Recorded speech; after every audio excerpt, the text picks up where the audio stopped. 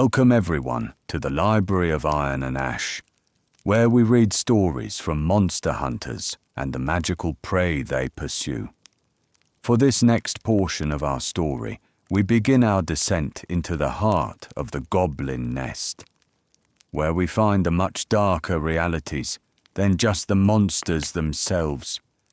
Sometimes we discover there are fates worse than death. I hope you enjoy. Chapter 4. What lives between stones? Goblins do not build for comfort. They build for survival, concealment, and advantage. Every wall they raise is meant to turn a man's strength against him. Every passage they carve exists to confuse height, reach, and direction. Stone remembers blood, but goblins teach it how to drink. I entered the keep at first light, when shadows still clung to corners and the cold kept sound sharp. The outer courtyard was quiet, too quiet for a nest of this size. Goblins do not abandon ground easily. Silence here meant they were deeper in. I moved through the breach in the western wall. Spear angled low, bow unstrung across my back. Inside, the keep was nothing like the halls it had once been. Men built keeps outward. Goblins built them inward. They had collapsed stairwells on purpose, filled open chambers with rubble, and cut narrow paths through the stone like veins. The ceilings had been lowered with scavenged timber and packed earth, forcing taller bodies to stoop. Sightlines were broken everywhere. Curved corners, sudden drops, blind rises. A goblin nest is not a home. It is a weaponized maze. I paused and listened, scratching, whispering clicks. The sound of stone being moved carefully, repeatedly, by many small hands. This was not a raiding band. This was a colony. I advanced slowly, marking chalk symbols behind me. My own, not magic. Direction, distance, fallbacks. If I had to retreat fast, memory alone would not save me. I found the first sign of the inner structure, near what had once been the keep's great hall. The floor had been hollowed out, stone removed and repurposed. Goblins never waste material. Blocks had been dragged into side chambers and stacked into low barricades, their gaps filled with filth, cloth, bone, and resin. Crude slits had been carved at knee height, perfect for blades, spears, and hands. I crouched and examined the walls. Scratch marks everywhere, hundreds of them, layered over time. Goblins do not sleep in shift like men.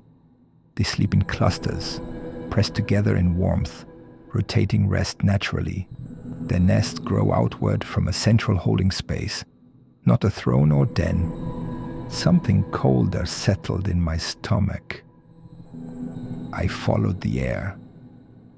Deeper in, the smell changed. Less rot, more human. Sweat, old blood, fear that had gone stale.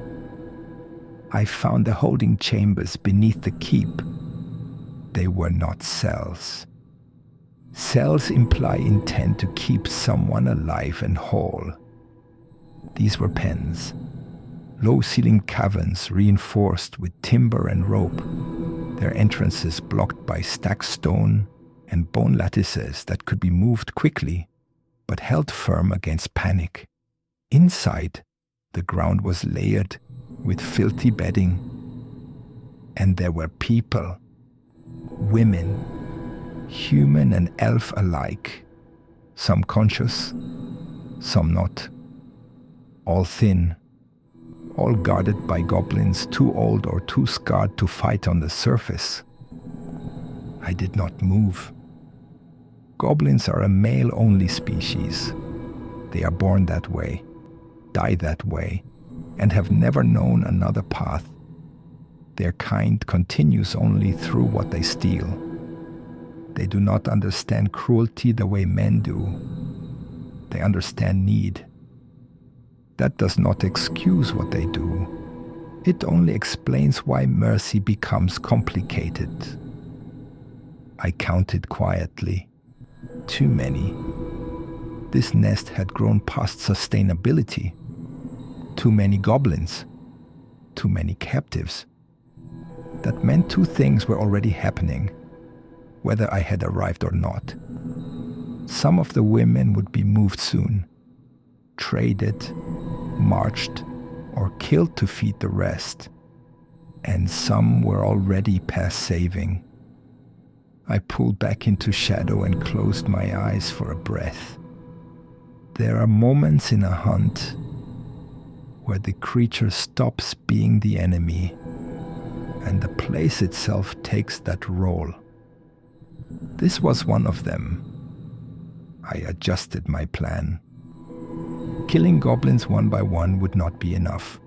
Not fast enough.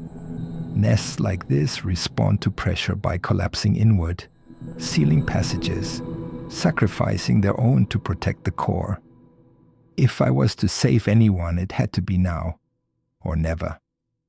I laid my pack down and prepared what I had left. Smoke pellets first, not fire. Smoke panics goblins and blinds them without killing those I needed alive. Then sound. Metal chimes tied to rope, dropped into opposite corridors to draw guards away. Last, magic. I hate using magic underground. Stone amplifies it in strange ways. But I needed binding, not force. I carved a circle on the cavern floor near the largest pen, shallow and wide, mixing chalk, salt, and powdered iron from my armor. I bled into it again, less this time, just enough to anchor intent. Magic does not obey words. It obeys cost. I waited until the guard shifted. Then I moved. The first goblin died silently. The second didn't have time to understand what had happened.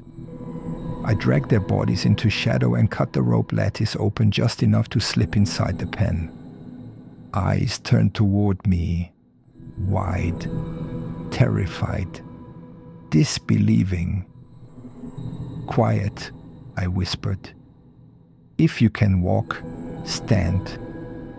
If you cannot, stay where you are." Some obeyed immediately. Some stared at me like I was another monster. I did not blame them. The smoke went off behind me moments later. Chaos followed. Goblins shrieked, scattered, collided with one another in the narrow passages they had built to protect themselves. I led the women I could move toward the circle, anchoring them inside its boundary. A goblin charged through the smoke and hit the edge of the ward like it had struck a wall. It screamed and fled. Good. I held the circle as long as I could. But not everyone could be moved. Some were too far gone, injured beyond recovery, broken by cold, hunger, or time. Those ones watched me with eyes that asked a different question. I answered it as gently as I could. There are mercies that do not look like rescue. When the ward finally broke and the goblins began to regroup, I shattered the outer supports of the holding chambers and collapsed the tunnels behind us. Stone fell, dust filled the air. The nest screamed. By the time we reached open ground, the sun was fully up and the keep was bleeding smoke and sound from a dozen new wounds. I handed the survivors to the men I'd signaled before entering. Hard folk from the valley below, armed and grim and ready. They did not ask what happened inside. They did not need to. I stood apart as the keep settled, watching goblins scatter into the mountains, their nest broken beyond repair. Some would survive. They always do, but not here, not like this. I cleaned my blade on snow melt and stone dust and turned away from the ruin. Goblins will build again. They always do. But stone remembers blood, and this keep would remember them. For more content like this, please be sure to like, follow, and subscribe.